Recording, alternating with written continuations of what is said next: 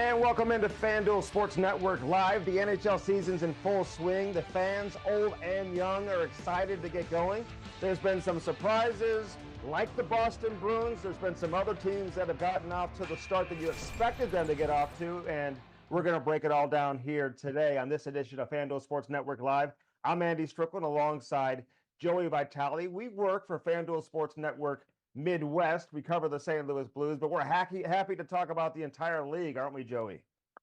We are. I feel like I've seen a lot of you for the last few days, Andy. We've been in Western Canada together, so I get the honor of seeing you again. No, I'm really excited to break some stuff down. I mean, it's been an exciting season. It's been an exciting start for some teams.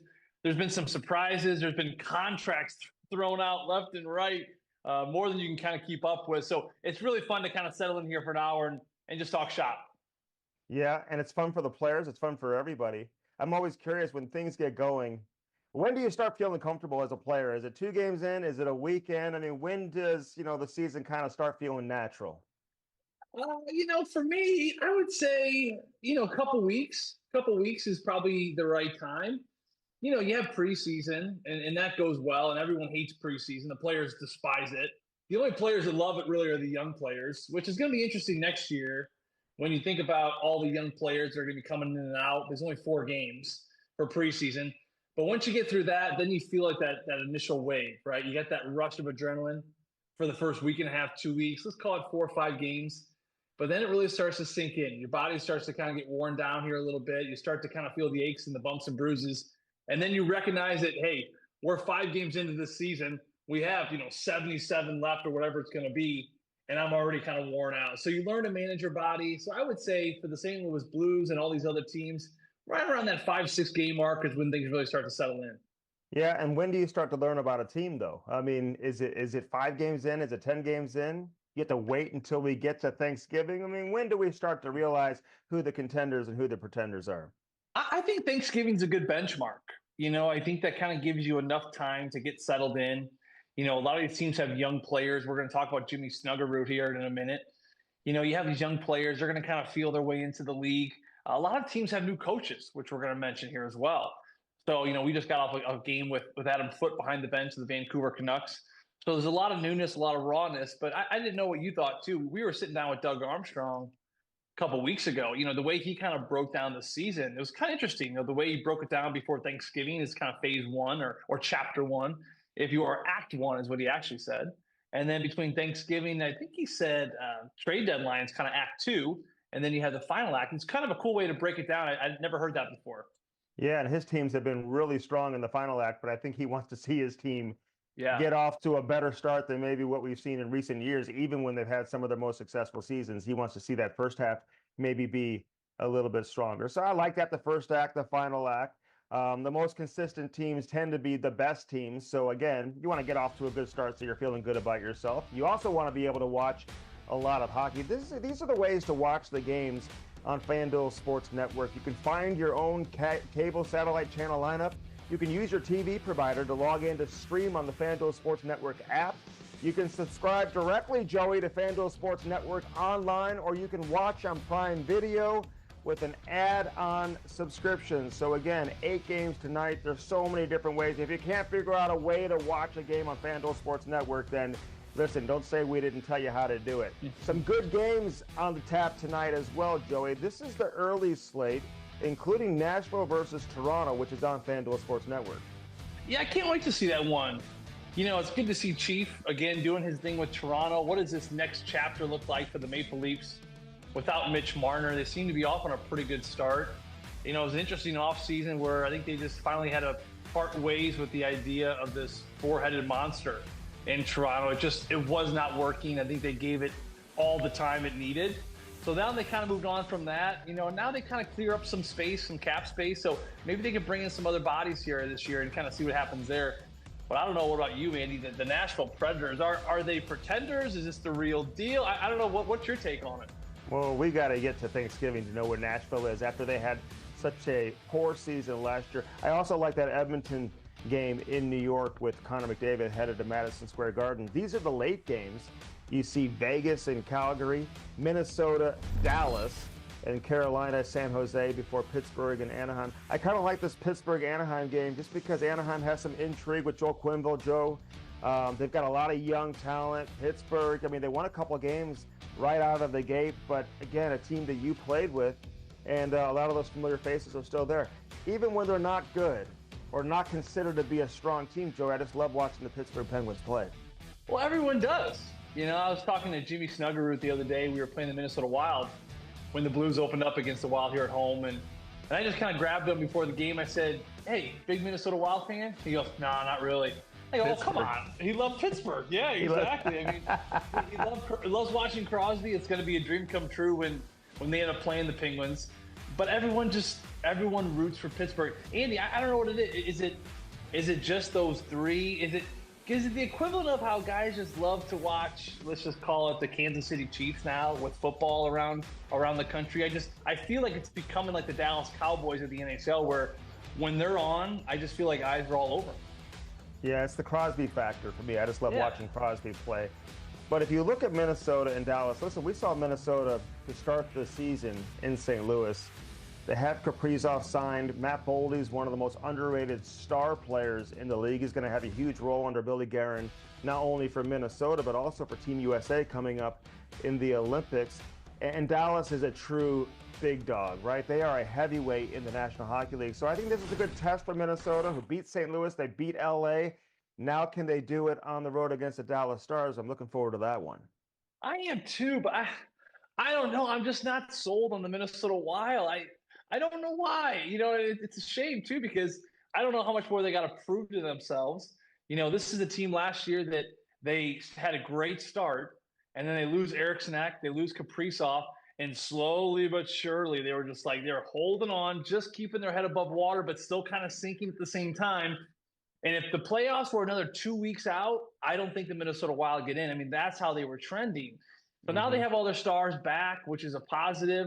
But I just don't know if Kaprizov and the Boldies can put this team on their back and go the distance. I just think you need to be deeper, especially in an Olympic year like it is, with so many games. And, you know, I look at that number Kaprizov had, and we'll get into that here in a second as well. But I don't know. It just doesn't seem like a championship caliber team yet. I think they can get there, but I'm not sold on the Minnesota Wild. And I think they're going to squeeze in the playoffs, but I think it's going to be Minnesota and St. Louis kind of battling for that wild card spot. Yeah, I'm with you. They are not a Stanley Cup contender. But again, they're still an interesting team to watch here in the early going. They've won some games against some difficult opponents. And now I'm curious how they do in this test against the Dallas Stars. So again, they've got a new coach. We'll talk about that later on in the show as well. But a lot of familiar names, a lot of youth on Dallas. This is going to be a good test for Minnesota, who also has some young players, Steve Bulliam and some of these guys that are trying to find their way in the National Hockey League. Dallas is one of three teams right now in the NHL, Joey, that are undefeated. You see Carolina, Seattle, along with the Stars, all 2-0. Who do you like out of this threesome? Who's the best undefeated team so far? Yeah, you know, it's a small sample size. It's early in the year. You know, I'll just say this. I don't think it's going to be Dallas very long, because St. Louis plays Dallas on Saturday. And, you know, Andy, you and I watched the St. Louis Blues team in Vancouver last night actually. And that's a good St. Louis hockey club. You know, talking to Rick Nash after the game, Tyson Nash after the game. He's like, whoa, you Blues are playing. I'm like, we're playing. Like, we're going now. This is going to be a good team. So I think the Blues have played Dallas so heavy. I think the Dallas Stars will go down. If they don't go down before Saturday, it will be against the Blues on Saturday. And then Seattle, not my team. Get out of here. I don't know. I don't like Seattle. I think they're just got a lot of early magic, you know, with new coaching staff. So I'm not really sold on them. Carolina is going to be your final team to be undefeated this year. You look at their schedule. They go out to Western California. They got the Sharks, the Ducks, the Kings, and then they go to Vegas. Vegas has been stinking, you know, to start this season as well. I mean, that was kind of a surprise too. They're scratching and clawing for points, but I mean, the San Jose Sharks, did you see this game? Did you see where the San Jose Sharks basically just gave them points? It was kind of a weird, there was a goal from the red line by Eichel, and then the goaltender comes out and plays it in overtime and misplays it and ends up at the back of the net. To me, that was a gift. So struggling Vegas team, so I think Carolina's going to be that final team. I don't want to chirp Nedeljkovic, who was the goalie for San Jose, Joey, but I mean, that's among the worst performances I've ever seen to lose a game. You know what I mean? I mean, just how they lost it. I mean, San Jose had an opportunity at the end to put it in an empty net, too, just to seal the deal. And then Eichel throws the puck on net from the red line. It goes in. And then he comes out to the blue line. Nedeljkovic does. And just basically gives it to a Vegas player. And Riley Smith put it in an empty net. We don't see too many like those. But I'm not going to disagree with anything you said. Seattle, I don't look at them as a team that belongs in the same category with Dallas and Carolina. But Carolina's a team. You're waiting for them, man. Are they ever going to get over the hump? They're right there knocking at the door. They get to the conference final, it feels like, every year, but they just can't get past it and get to the Stanley Cup final. Who knows, man? Maybe this is the year. I think it is. I think Carolina, to me, is one of my favorite teams to look for. You know, it's amazing how the East has cleaned up here over the last couple of years with the Florida Panthers. You know, with how heavy the West is, you know, I always just go back to, it's got to be a team from the West. It's got to be a team from the West. You know, Colorado was so good. Look at Winnipeg last year. They win the President's Trophy. You know, Dallas is going to beat up on each other. Vegas is always so strong. But it's almost like this weird thing where it's like the West, they battle the West all year for the most part. And then it's 3 rounds of the West just going bam, bam, bam, just head to toe and nose to nose. And all of a sudden it seems by the time they get to the final, they're just completely worn down. And I just don't know if, like the Florida Panthers for the last couple of years, if they were battle tested quite like the West was. So when you see the East and the West meet, it just seems like the East has got that upper end. So for me, you know, I don't know if Florida's going to have the horses to get there this year, especially with a couple of the injuries. So I think Carolina is my top pick for the Stanley Cup, at least going to the Cup from the East. Wow. Rod Brindamore, you believe in Rod. I can't disagree. Listen, they've been knocking at the door. Usually these teams that knock at the door year after year, they finally find a way to bang it down. It's time. I hope you're right, man. I like Brindamore. I like that Carolina team. Yeah. Hopefully this is the year they can do that. You know? Yeah, I think so. I mean, Jordan Stahl, you know, I play with him. He's an incredible leader. I mean, they just have really good leadership there. It's just top to bottom, man. They're the team for me in the East. You have an injury, too, to Jacob Slavin. We'll talk about that later on. All right, rookies around the National Hockey League. We saw Jimmy Snuggerud, who obviously had a great college career, had a strong career in the World Junior Championships as well, winning a gold medal in the World Juniors for Team USA. Gets his first multi-goal game of his NHL career, his first 2 goals of the season. He now has 3 points on the year. And we saw his ability to shoot the puck, his release on his first goal right here, Joey. That is a world-class release by the 21-year-old. Well, heck yeah, it is. I mean, this kid can shoot the puck. I mean, it's pretty simple. His gift is his shot, right? But he can still make plays and things. But, you know, that first goal he scored in Vancouver, what I loved about the goal wasn't where he placed it, Andy. I mean, you've seen enough shooters over in the league. You know, anyone can shoot the puck like that in this league when both their feet are on the ice, when they're planted, when their knees are bent and they're loaded. You know, watch that goal again. Watch how off balance he was. He's like falling backwards, and he still can, like, that little flick of the wrist and like goes under the bar like that. I mean, that's what separates the good shooters from the great shooters, the Patrick Laine types, Alex Ovechkin. You put that puck anywhere around Alex Ovechkin, anywhere in like an 8-foot radius, he's going to shoot it hard because he can adjust his body and he can adjust his core strength, right? And Jimmy Snuggerud's got a little bit of that. So that's a fun thing for him to do. I think Jim Montgomery hit something spicy with him. And in that Calgary game, he moved him off that top line. Wanted him to settle in a little bit. Hey, big boy, stop thinking. He said, I just want you to go out there. I want you to react. But he put him on the third line. Now, what's interesting about that is maybe you don't have the best players like the top line with Thomas and Buchnevich, but you're going to get third line matchups. And I think that's what we're starting to see. This good shooter in Jimmy Snuggerud, he's starting to find different matchups with third line guys instead of first line guys. So you're going to see his offense. To me, it's going to start opening up here. And again, goal scorers, the puck just tends to find you. That's what happened on his second goal. And again, Jimmy Snuggerud, he's still getting some power play time. So there's a way for him to still maintain that confidence as an offensive player. He's also catching the attention of his teammates, including his captain, Braden Shen. I thought he was the best player on the ice for us tonight. You know, he's dynamic. He's elite. You know, obviously a high hockey IQ, and he was able to, you know, that first shot's pretty high end, and he knows how to score goals, knows it goes to the right areas, and I think with him, you know, he's only going to get better as he goes here. It's a tough league, and guys are starting to understand who he is, and you know, for us, anything we can do to try and help him, but he's getting better day by day. Yeah, so Snuggerud, he'll likely be a candidate for the Calder Trophy. He certainly will be if he maintains the pace that he's gotten off to start the season. But here's a couple of the top rookies to look at, Joey. You see Demidov from Montreal has gotten off to a slow start, but obviously one of the top young players in the league. Matthew Schaefer, I mean, people are raving about him. They're saying he's a combination of Jay Bouwmeester and Cale Makar, so that's some pretty high praise there for the former first overall pick from this past draft. Z Bouillon, who we've seen, all this guy does is win. He won a couple of World Junior gold medals, won a national championship at Denver as well, and here's Matthew Schaefer's goal, right? He's just got a nose for the net. Watch him come in here, last second Joe, bang. You know, hey, whatever it takes to score, right? I mean, first of all, the first goal in the league for any young player, usually they're really ugly.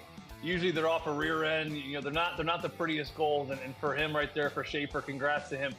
First of many, obviously, but I love the way he got his nose dirty on that goal. And this is what's big about these guys coming into the league, these skilled guys. You know, Kaprizov's a perfect example. You know, you can be skilled, but you got to compete. Like, you got to have a mix. You got to be able to go bold. I mean, look at this, like a swarm, like a hornet's nest swarm of bodies and bees all over the place. There's a loose puck. He just comes in and just goes whack.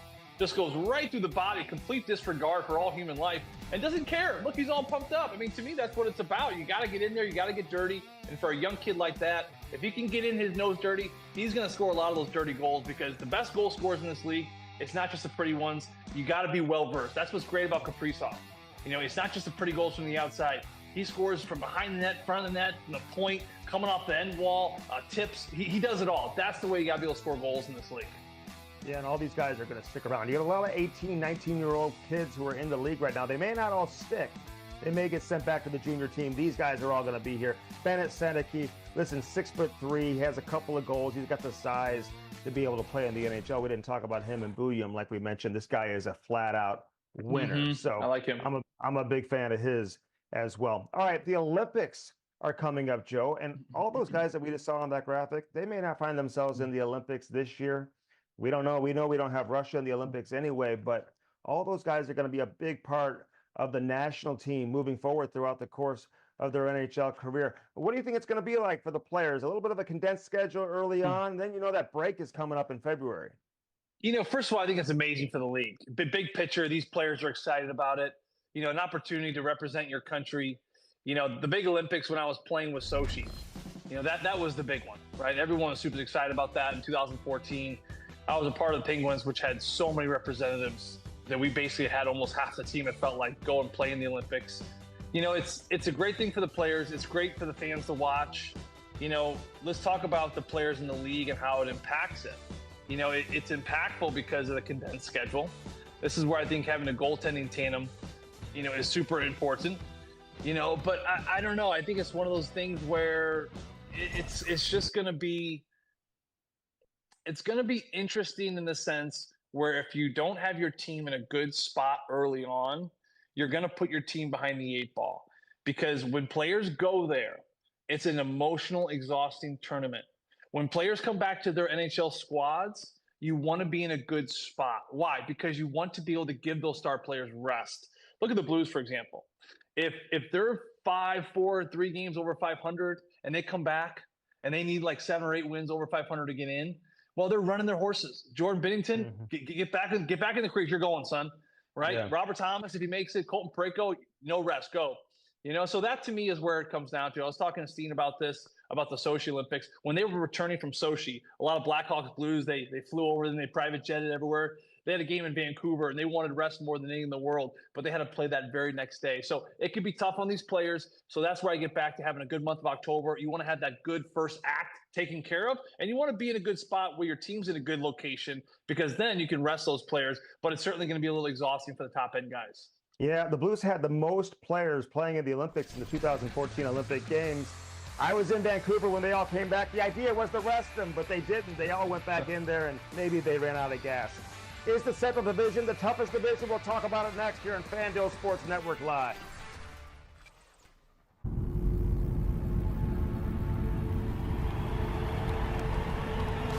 Grabs the rebound, pushes it ahead, finds the open man, he puts it up, scores!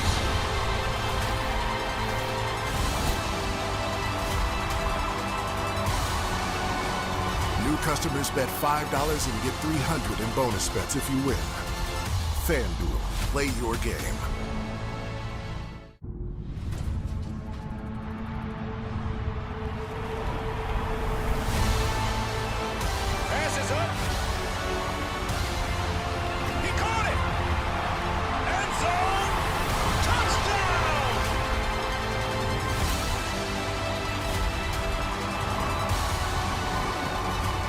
all customers get a profit boost every NFL game day. FanDuel, play your game.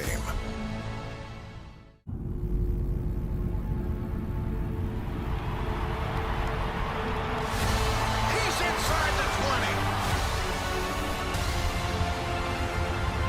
End zone, touchdown!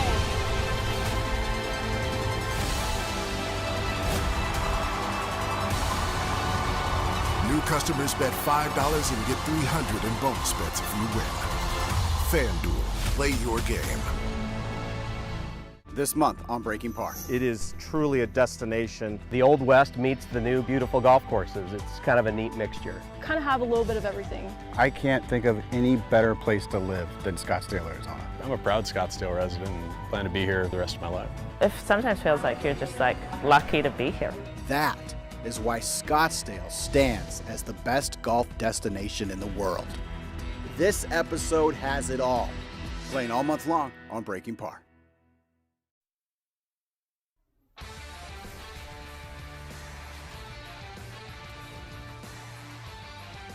Welcome back into FanDuel Sports Network Live. You can watch NHL hockey all season long on FanDuel Sports Network. Here's how you can do it. Find them on your cable satellite channel lineup.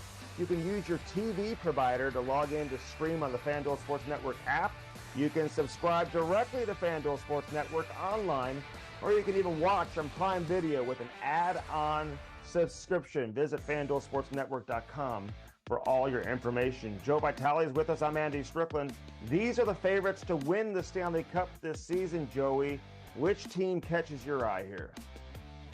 Well, I tell you what, the Florida Panthers, rightfully so, they deserve to be up there. You know, the Edmonton Oilers, you know, do they have enough in the tank? You know, I don't know. I mean, it's tough. You see all these teams that go back to back. We've seen the Penguins do it recently, of course, than the Florida Panthers. But I don't know. It's a different thing to lose twice in a row.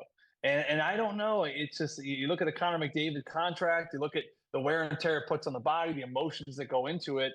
I think Canada and certainly Western Canada is pulling for the Edmonton Oilers. But I still like the Florida Panthers. I think they're built extremely well. And like we were talking about earlier in the show, Andy, I just think it's Carolina Hurricanes time. I just do. I think that they're going to find health at the right time. They're going to find that magic in a bottle, whether they bring in somebody at the deadline. I like the way they're built. I like their leadership. So to me, I still like Carolina written all over it.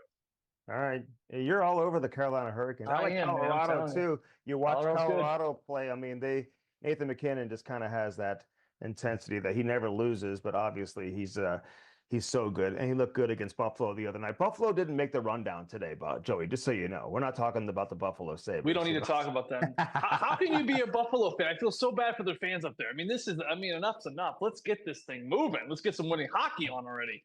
Yeah. I have a feeling you could see Jarmo Kekalainen at some point as their general manager. We'll see how that plays out there. I feel bad for the Buffalo fans. And the Bills even lost to the Atlanta Falcons last night. So listen, putting salt into the wound there for all the Buffalo fans. I know. So who's your favorite Canadian team to win the Stanley Cup? Do you have one? You know, this right now, I would say I think they're not going to do it in the next probably year or two, but I actually think the next Canadian team to win is going to be Montreal. You know, I don't know about Toronto. I just think there's too much pressure. I already mentioned Edmonton about being worn out. I think all the pressure's on Edmonton as well, especially now with Connor McDavid's short contract, which I love, by the way, which we'll talk to Mike Kelly about in a minute. But I just think that Montreal is kind of that sleeper team. You know, that they're so young. I like Suzuki as such a leader. I'm a huge fan of this Cole Caulfield. You know, this Lane Hudson is a defender that is like shaking and baking. You know, if they get the right goaltending, they continue to build in the right direction. I'm a huge fan of their coach, Marty St. Louis. I think he is just one of the best leaders in the National Hockey League as well. They got a city behind them. To me, the next champion in Canada is going to be Montreal. Yeah, no, I'm with you. And they've got good goaltending too, Montembeault and even Jakub Dobis, who people don't talk about him a lot, but I've seen him play since he was 14 years old here in St. Louis, one of my favorite young goalies in the league. They've got a good tandem. This is how long it's been, Joey, since a Canadian team has won the Stanley Cup. You got to go all the way back to 1993, the last time a Canadian team has won the Cup, which is just kind of hard to believe. It is hard to believe, you know, with all the support they have up there, and it's also not that this is the right time and place. We got to keep this thing moving, but it goes back to, the tax breaks that these teams in the South are getting. Is that becoming a bigger deal, right? These contracts, the way they're kind of being divvied up with the Florida Panthers and now Vegas, certainly getting in the mix there at Nashville. So that to me is, you start looking at the dollars and how do you compare these things, and teams are getting away with paying guys less in the South, and they're still taking home the same amount. It's interesting. I know it all kind of plays together in some weird way, and I think a lot of the pressure is off of these Southern teams too, which is kind of why they just go out there and they find that team chemistry. They just kind of play. So pressure is mounting in Canada is probably the best way to say it, Andy. Although, Joey, I was reminded we were just in Canada, and $100 worth of sushi, it only cost me $70. You know what I mean? So you get a little bit of a break, and all the players who are playing in Canadian cities are paid in U.S. dollars. So again, that's true. Yeah. Again, Edmonton has gotten to the Cup final 3 times since 2006. They haven't been able to win. You see Montreal, Vancouver got there a couple of times.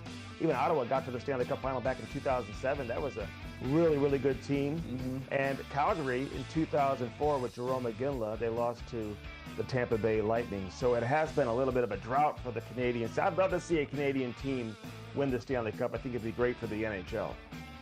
Well, it would be, but how about the baseball team too? I feel like Canada's going to rally around. I mean, not the same idea because there's only one Canadian, like the Blue Jays team, but there's something where I think the pressure is getting so high now. I think even if it's a Canadian team like the Winnipeg Jets that find themselves in the final, I think more Canadians are going to be rooting for them. It's almost like they're going to rally around whatever team can come close to it. I know a lot of Canadians, even on the Eastern Conference side of things, were big Edmonton Oilers fans because they just wanted it for Canada. So it'll be interesting. Like I said, lots going to shake out this year with the Olympics and the condensed schedule. I think goaltending is going to be tested more than ever. So that's another reason why I don't like Edmonton. Not to keep bringing this up, but I don't like their one. I don't like their two. I don't like their combination. And I just think that this is a tandem. This is a tandem this year that's going to get these teams past that kind of breaking point to push for the playoffs. Yeah, it's tough to make it to the final year after year after year. Even though Florida's done it out of the East 3 consecutive seasons, and then Edmonton's done it in back-to-back years. Winnipeg didn't make the graphic. I asked a couple of players, I said, hey, how does Winnipeg keeping all their stars or re-signing their stars? Yeah. And they do say, hey, the ownership there takes great care of the players. Well, they better. Eat really well when they're on the road. They take care of the families because, hey, people chirp Winnipeg, but they keep all their best players. So a big shout out to the Winnipeg Jets organization. You have to do that. I mean, this is teams just being smart. And like we'll talk about the contracts here in a minute, but even Kaprizov's contract, people are like, is Minnesota crazy? What's Billy Guerin thinking? Billy Guerin had to do that. The Minnesota Wild have to do that, right? I mean, what are we going to do? Lose that superstar? You can't lose that superstar. You got to pay him exactly what he wants, if not a little bit more, because there's just certain things you're up against. And for Winnipeg, it's no different. You're not living in the most glorious city in America or Canada. You're kind of in the middle of the country. It's always cold. There's always snow on the ground. I mean, there's a lot of things that do not make Winnipeg look very sexy. So the ownership's going to say, okay, well, we got to do things that incentivize these guys. We got to take care of their families. We got to make sure they're taken care of on the road and their families are equipped with what they need. So good for the ownership up there. They're doing it right, because if they weren't doing it that way, I promise you this Winnipeg team wouldn't continually be as competitive as they've been. Yeah, Kyle Connor, the latest to extend in Winnipeg. All right, we talk about the West, we talk about the East. How about divisions? The Central Division. I think if you talk to people who truly watch the league, I think a lot of people would agree that the Central Division is the toughest division in the National Hockey League. How about you, Joey? I do. And then they're saying, well, why don't they make the finals? It's because they're beating the crud out of each other. Like we talked about earlier, they're just beating the crud out of each other. All year long, they beat each other up. And then, the first and second round, they beat each other up. The Central Division, to me, is definitely the heaviest. It's definitely the deepest. There's going to be 5 teams once again that come out of the Central this year. I guarantee it. To me, it's Colorado, Dallas, right? They're going to play that 1-2 punch. They're going to be there at the very end. I think Winnipeg, that was kind of a one-off year. I think they're going to make the playoffs. But Winnipeg, Minnesota, and St. Louis, to me, they're that next tier. They're that next tier, right? So if Dallas and Colorado's up here, then you have Winnipeg, St. Louis, and Minnesota right there. And then Utah, Nashville, and Chicago, they're to me that bottom tier. So I think 1 or 2 teams can push each other out of a tier, of that second and third tier. But I tell you what, I just think that they're top heavy, and I think that middle group can all beat each other up. So it's going to be a dogfight to the very end. Health is going to be super important. But anyone who argues that the Central is not the best division, I can't even look at it. It's like saying you don't like dogs. Just like dogs. How about the Minnesota Wild? You got to like the Wild. I said last year about St. Louis that they would find a way to fight for a wild card spot. Maybe this year they can compete for a top 3 spot. What about Minnesota? Are they in position to possibly compete for a top 3 spot in the division? Or do you think if they get in, led by Kirill Kaprizov, it's going to be as a wild card team?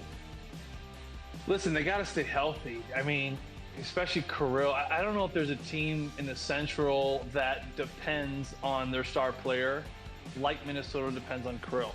Nathan McKinnon goes down. I think they got the Natchuses. They got the Cale Makars. They got the goaltending. You know what I mean? St. Louis, you lose Robbie Thomas. They prove it year after year. The next man up kind of mentality. Dallas Stars, same thing. Look, they've lost Jamie Benn. I don't think they're going to miss an inch here. They're going to keep pushing. So I think that if Kirill Kaprizov can stay healthy, yes, they're in that 3-4 spot. But also, as much as I love Philip Gustafson, I don't really know much about their backup. It was the same thing when we were talking about in the Calgary Flames. Behind Dustin Wolf, what is there? Calgary's going to run that horse till he's about to drop. I mean, he already played so many games. He played 3 games in the first 4 nights. Calgary, you're going to go crazy running your horse to the ground. So same thing for Minnesota. It's like Philip Gustafson can be the guy, don't get me wrong, but are you going to play him 55, 60 games? Is he going to have anything in the tank by the end? So I don't know. To me, those are the 2 big questions about Minnesota. One thing people don't talk a lot about, Joey, but if you talk to people who truly study goaltending in the NHL, there aren't that many great goaltenders in the league. And if you have 2 really strong goalies, I mean, you have such an advantage over the rest of the competition. St. Louis falls into that category. I mean, how many teams can truly roll out a Jordan Binnington and a Joel Hofer on any given night? And teams are just starting to figure out who Joel Hofer is. It's crazy. We sat with Jim Montgomery there before the Calgary game when we thought Binnington would go right back in the net after he lost his first game. But I tell you what, he said, no, we're going with Joel. I asked him why. You were right there, Andy. He said, why? Well, he's a hell of a goalie, because we're going to go back and forth for a while here. And what did Joel Hofer do? He went out there and stole the show. I mean, he stole 2 points from Calgary. I mean, that's just be real. Calgary was up 1-0 in that game. And now here's the St. Louis backup goalie make 4 backdoor saves that were incredible. That game should have been 3-0 heading into the third. But it's only 1. And then in the second period, Jake Neighbors gets on the board. They continue to build, and they win that game. St. Louis can steal any game this year because they have goaltending. So that to me, Andy, is where St. Louis really separates himself from the Central Division. All right, so Joel Hofer, Jordan Binnington, who are these guys? How good are they? What do their teammates think about them? Let's take a listen.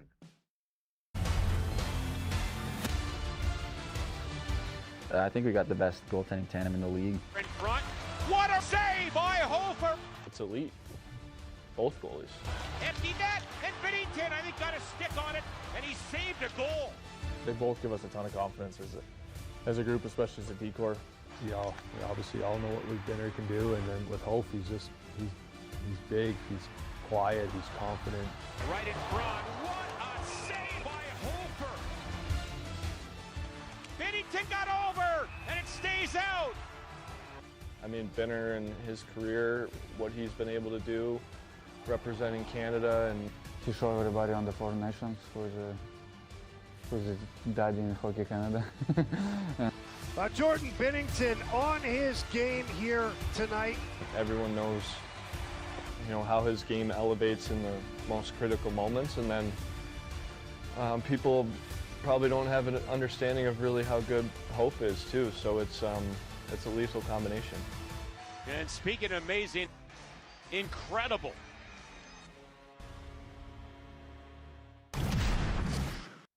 Hey, Joey, anytime we can mix in a little Pavel Buchnevich into a feature, hey, we're gonna show that to the people, okay? I mean, if you can pick apart 1 out of the 4 of those words, I'm sure it'll make a lot of sense. Pavel, he's the best, man. He is so funny, and yes, at times it's hard to understand it, but he just says it with such a big smile. Wonderful personality. I don't know if there's a guy in that Blues locker room that's as beloved as he is. Yeah, no doubt. All right, and Joel Hofer, he's been on this path for a long time. People are starting to figure it out, but he has #1 goaltending potential written all over him. We're just getting started on this edition of FanDuel Sports Network Live. We're bringing in NHL analyst Mike Kelly next. We're talking NHL contracts. Looking forward to that. Stay with us. Don't go anywhere.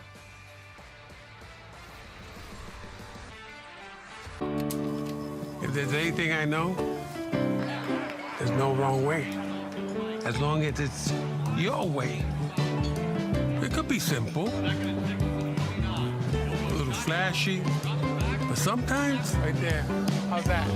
You just feel it. Does it have the distance? Yes! Oh! All customers get a profit boost every NFL game day. Missed my window. You could get in on the action right now. Now? Now.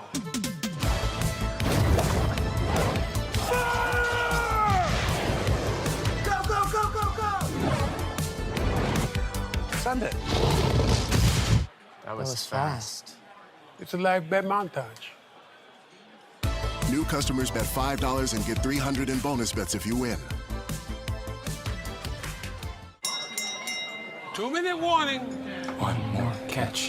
One more catch. One more yard. One more yard. No more yards. No more yards. 3 more points. 3 more points. No more points. Oh, more points. No more points.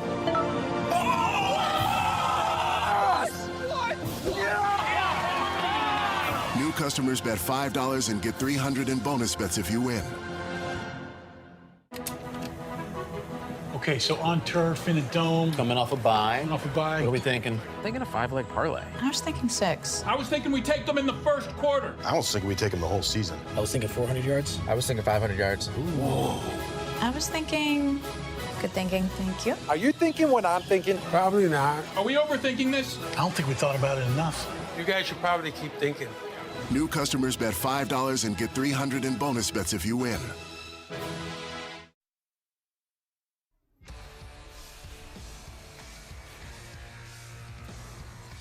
And welcome back into FanDuel Sports Network Live. There are 4 ways to watch your local team with FanDuel Sports Network. Here are the options. You can find us on your cable or satellite channel lineup. You can log into your television provider to stream on the FanDuel Sports Network app. You can subscribe directly to FanDuel Sports Network online, or you can watch us on Prime Video with an add-on subscription. Go to FanDuelSportsNetwork.com for all the information that you need. Great to have you along with us. As always, I'm Andy Strickland alongside Joe Vitale. We're with FanDuel Sports Network Midwest covering the St. Louis Blues. And now we bring in NHL analyst Mike Kelly. You see him on NHL Network. You see him talk about the fancy stats all the time. Mike, you got to tell me, is it Sports Logic or Sports Logique? Because I see the Q on there. I want to add a little flavor to it and call it Sports Logique, but you tell me the correct way to pronunciate it. It's neither. It is Sport Logic. But we are from Montreal, so a lot of people will throw in the Logique, and that's cool. Like it's no problem either. I remember like our original CEO, one of the co-founders, told me the story of how the name came to be, and it was a quick process, and it's confused some people over the years, but you know, it's the name's out there. We've been around for like 11 years now, so I'm happy to be there. Yeah, you do great work, and we love it. We use it all the time. Hey, I'm just curious before we get going, after a game, what's the first stat you go to? What are you looking at first that tells you a real story that then dive into the rest of the game? Like I'll look at the goal probability, so expected goals, right? And then how do you get to that number? So then it's quality shots I'll look at. Then I'll look at shot volume. Then I'll look at chance types. And all of that tells a story of how many goals there should have been. And then the goalies will have something to say about that, and then you get your final score. All right, so the Colorado Avalanche have gotten off to a great start. You're not surprised. Joey's not surprised. I mean, whenever you're led by the two-headed monster that is Cale Makar and Nathan MacKinnon, you know you're going to have a chance to win every single night. But what stands out about their start to you? Yeah, the start of the season was like, I think they're a real cup contender, and they look every bit of that. But there's more heads there. I mean, Marty Necas could be a three-headed monster. You got Gabe Landeskog back now, healthy as well. Like Devon Taves is still always doing his thing. They've had good goaltending. Wedgwood's been good. So a lot of things are working right now. That top line though is just absolutely crushing everybody when they're on the ice. Like they've been on for 5 goals at 5-on-5, 0 against. Necas and MacKinnon are the only teammates to be top 5 in the league in possession entries. So gaining the offensive zone with possession. And you watch that team, Natchez is almost as good as Nate is, and Nate might be the best in the world at it. So you can't slow them down, that line. They're unbelievable, and they've got better depth, I think, than they had last year. They're a wagon. So it may be early to talk about Art Ross Trophy candidates, but I don't think anybody would be surprised if all 5 of these guys are in the hunt when it's all said and done. Matt Boldy, very underrated. You see Kaprizov, McKinnon, Natchez, and then Jack Eichel right there in the mix, who's gotten off to a great start, fresh off his contract extension. So what do you make out of this list, Mike, when you look at these 5 players? Could definitely be there. McDavid's back in the ice against the Rangers tonight, and he'll have something to say about it. So will Leon, obviously. But Kaprizov's the one that's always interested me. I'm like, if he can put together a healthy season, because last year, until the injury, it was like, he's in that conversation, right? At the start of the year. If he can put together a healthy season, maybe he could be like a surprise name and bump some of those guys we're talking about every year. Yeah, he had 50 points in the first 34 games last year. How about you, Joey? What do you think when you see that list? I mean, I agree with Mike. I mean, obviously, Connor McDavid, Leon Draisaitl, these guys are going to find their way in there. Who knows? Maybe a Mitch Marner, Auston Matthews, if he can find it, get his game back in order and start to really put up the points that he did a couple of years back. There's a lot of guys around the league that could certainly have something to say about that list. Yeah, it's interesting. And Mike, I kind of want your take on this. I was having a discussion the other day when we saw the Kirill Kaprizov contract, and we're talking about comparing that to the McDavid contract. And someone said it, they said, can you be towards the best or one of the best in the league, get paid to be the best, and still win a Stanley Cup? So I thought it was an interesting take. So I wanted to kind of see what your thoughts on that were as these contracts are going, they're flying around right now. Can you be one of the best, be paid like one of the best, and still win a Stanley Cup? I think history would say, maybe not, because there hasn't been a guy over 10 million, right, that's done it. But the world is different now, and it's going to be a lot different in a few years. And that's the thing where I think you can. And if you look at Kaprizov's deal, what a lot of agents will do, or people in negotiations, you'll look at not only the AAV, but you'll look at the percentage of the cap, right? And it's a little misleading if you just look at that next year when the contract kicks in and say, okay, that's it. You got to look at it over the term of the deal and average that percentage out. And I think when you do that with where the cap is going with Kaprizov, you'll say, okay, that's kind of in line with some things we've already seen before. So this $17 million, Joey, when you were playing, if someone was making $17 million, you would have been like, what is going on over here? That's wild. Just the numbers are so jarring. But I think when we're 4 years down the road, 7 years down the road, because like half the money goes to the players no matter what, right? Half the revenue of the league goes to the players. The last couple of years, forget escrow, there's been overages. Players have been getting paid. So that tells you that the contracts are not currently in line with the revenue of the league to some degree. So I don't think that contract you're going to look at and think it's this massive albatross. Yeah, and it's interesting. You mentioned $10 million Stanley Cup. I guess Barkov's the closest, right? He's making $10 million on the nose, and obviously have won the last 2 Stanley Cups. Kaprizov, getting back to him, $17 million per year. And I was talking to Billy Guerin about this recently, about the contract negotiation. And he said, listen, we're Minnesota. Every team has their guy. He's our guy. We weren't going to let him go. And I said, hey, we're going to pay him to keep him. Every team needs to have a guy. He's our guy. And when you put it like that, listen, I can't blame him, because you let him walk when you're a team like the Minnesota Wild. How are you going to replace him? Can't do it. Yeah. And like what I said this when he signed the deal, like it's not to say he's the best player in the league, although he's one of them. There isn't anyone else like him. Like if you take a look at the offensively gifted dynamic superstars in the league, and maybe there's whatever we want to say, 7, 8, 9, 10 of them, there isn't anyone who scores at the rate he does, also is a playmaker at the rate he is, but also is a power forward in the way that he is in terms of puck protection and battle wins and those kind of things. So he's a unicorn. It's not to say he's the best at any of them, but there's no one with that exact package.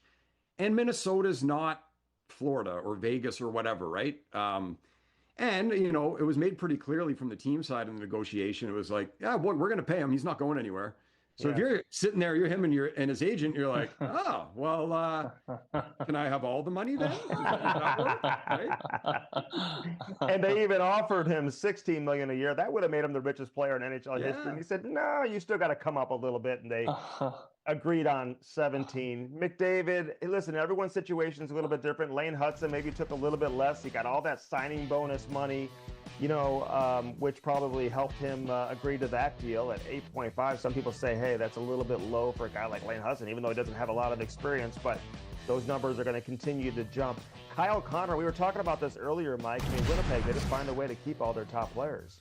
Yeah, well, I mean, the ownership you talk about, like they got an owner with deep pockets who as you said, they treat everyone first class there. And I mean, believe it or not, there are people who play for the Winnipeg Jets that really like living in Winnipeg, that say it's a great place to have a family and to live, and it's a hockey mad place, and it's a great building.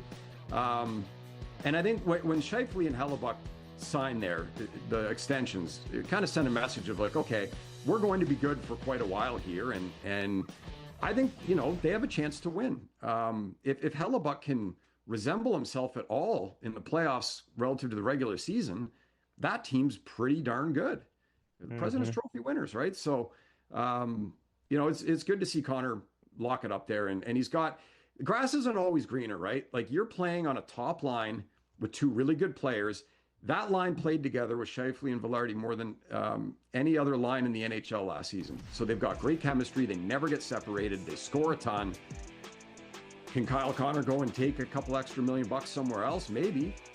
You don't know what that's going to be like in terms of, the team, the performance, the line. So you're comfortable. You got a good situation. You're on a contender. Makes sense to me. Mike, I wanted to ask you on another Canadian team really quickly. All right, you're a diehard Edmonton Oilers fan. All right, put yourself in that seat, okay? 3 years from now, Connor McDavid signs somewhere else. They don't win that cup. He moves on. He returns for the very first game back. Are you cheering or are you booing? What should the response be from the Oilers fans if in 3 years they don't get the job done and Connor McDavid, of course, moves on? You should jump over the glass and shake his hand and say, thank you, Mr. McDavid, for all you did for our team and our city. Don't literally do that. Like, security will be there. But that could be a madhouse. Hope you don't start something with that. Well, you know what he did? And here's the difference, right? Is he sent a very clear message. He took probably 30-40% less than he could have on this two-year deal, right? Relative to his market value. He sent a message and said, I want to do this here. I know I can leave soon, but I want to do this here where I was drafted in this city with these teammates and these fans. And I'm giving the organization a golden ticket to have what they need to help us do it, because we are close. Now you got 2 years to do it. And if it doesn't happen and he says, you know what, I did everything I could do, and he goes somewhere else, he didn't get every dollar and then, we tried and leave, right? Like he's made a massive concession. So if I'm a fan in Edmonton, I'm thinking, wow, that's phenomenal. Thank you. I hope we do this in the next couple of years. And if you decide, you're going somewhere else, hey, you did your part, right? Hey, listen, this is not a Latrell Sprewell situation from the NBA. He said, how am I going to feed my family? And he was making tens of millions of dollars. I think McDavid said the opposite. My family can still eat. And his teammates, I don't think they were surprised. They were saying this summer quietly, hey, listen, he's going to resign, but he's going to take way less than people realize, for every reason that you're talking about, because he does want to win and he wants to give the team an opportunity to build around him. All right, how about coaches around the National Hockey League right now? Mike, what stands out to you in terms of some of the new coaches? A couple of these new coaches have gotten that new coach bump that we tend to see. Anybody stand out to you? Yeah, well, I'd say, like, you guys were talking about Dallas a little earlier. I was watching. It's not very often you get to come into a team as a new coach on a cup contender, right? Right. So, that's a great situation for Glenn Gulletson. They've won a couple games. That's great. Defensively, they're way better than what they've done in the first two. They won 5-4 both times. They'll tighten that up, but they've got a really good team. And they kind of, the guys know who they're going to play with. They know how to play. They're good. The surprising ones, I would say, you get into, you're talking about Seattle as well. I kind of agree with what you guys are saying. I don't see them as a playoff team. Nice start, good story.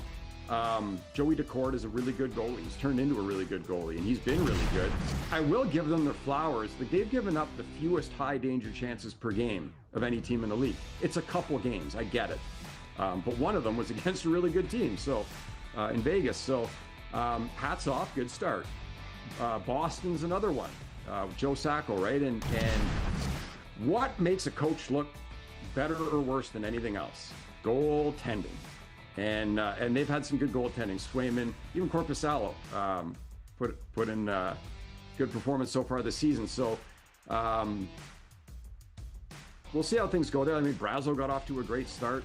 Again, I think Boston's going to be probably on the outside looking in, but I always feel good when like the teams we don't expect much from start well at least. And then you get some positive vibes going. But man, it can go south quickly. Like I think about Ottawa.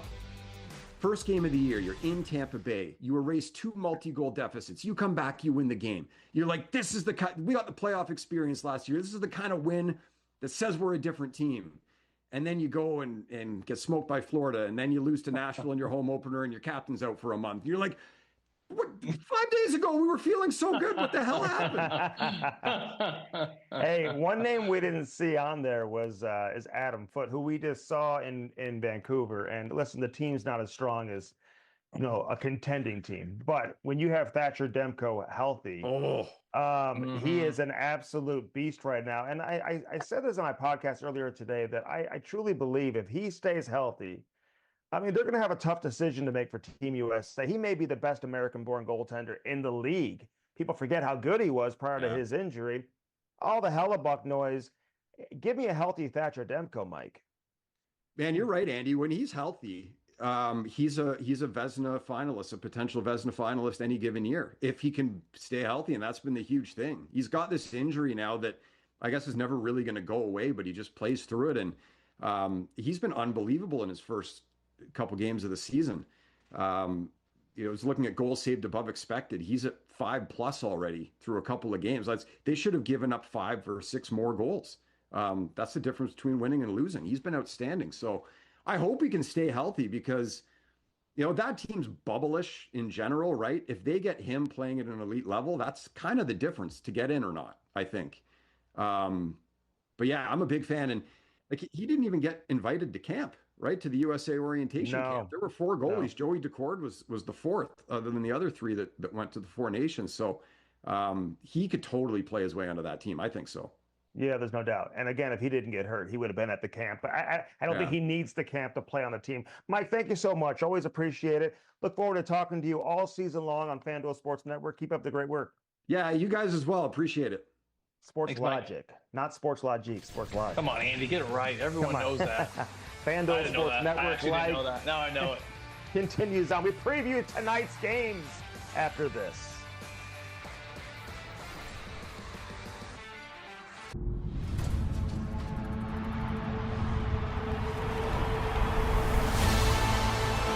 Passes up. He caught it. End zone. Touchdown.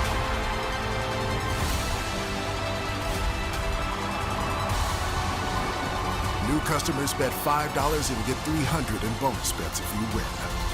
FanDuel, play your game.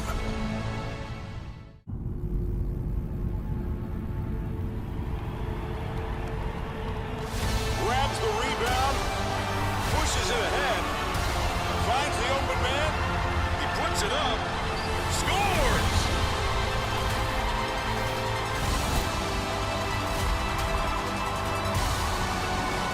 New customers bet $5 and get $300 in bonus bets if you win.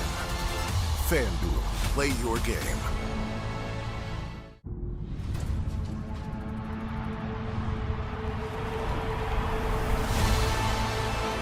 Passes up.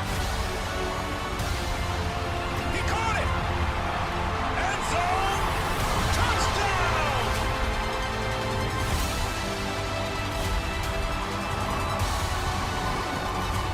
All customers get a profit boost every NFL game day. FanDuel, play your game. You know that feeling when you step out onto a trail and you have no idea what's around the next bend? Bye, buddy. That's my favorite part. Woo! Unbelievable. I've hiked a lot of trails, met a lot of amazing people, and learned one thing. That's that adventure isn't just about the miles, it's about the moments. Woo! Cut that, please. Don't cut that. Turns out, are we there yet is the wrong question. The real question is, how did we get here? What is there to say? This is breathtaking. Catch it all on Epic Trails.